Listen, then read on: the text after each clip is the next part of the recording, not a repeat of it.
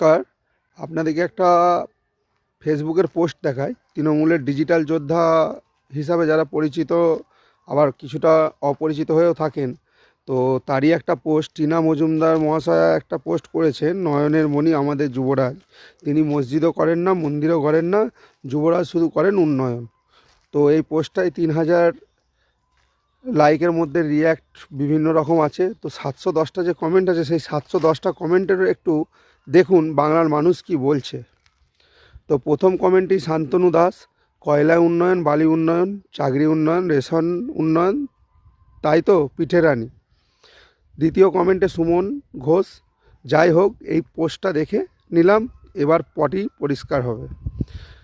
তৃতীয় পোস্ট প্রত্যয় Bhattacharya, lips and bounce কোম্পানিটাকে, এতে 10টা লাইক আছে, আবার একটা রিপ্লাই ভিউ আছে। নির্মল সাহা, প্রিন্স অফ ওয়েলস, 3টে হাসির রিয়াক্ট। শম্ভুনাথ চারবুক, আচ্ছা বিনোদন দিতে পারেন দিদি, 4টে লাইকটা আছে।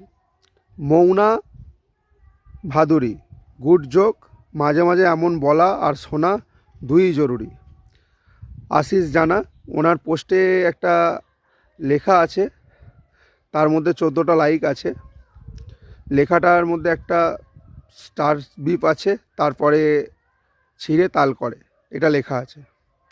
চিরঞ্জিত জানা, এটা কিন্তু আলাদা ধরনের কমেডি ছিল, হাসির রিয়্যাক্ট। তারপরে আছে বিশ্বময় গো বিশ্বাস, গুড জোক। অরূপ চক্রবর্তী, কি আচ্ছা। শুভ কুমার মণ্ডল, 12 বছর এমপি হয়ে 30 কোটি টাকার বাড়ি কিভাবে বানালো সেটাই আশ্চর্যের বিষয়, 47টা লাইক, 5টা ভিউ রিপ্লাই আছে। গৌতম ভট্টাচার্য, কি করেন বলবেন, কারণ ইডি সিবিআই তো জানাবে না, 6টা লাইক আছে। রিঙ্কু মণ্ডল, জেতা টিমে এসে লড়তে খুব ভালো লাগে, 3টে লাইক। আচ্ছা। মহেন্দ্র মাহাতো, যার বয়স কম, চুপ থাকাই ভালো, এর জন্যই তো এসে আর। আচ্ছা। সৌরভ সিংহ, সকাল সকাল খুব হাসির একটা পোস্ট দেখলাম।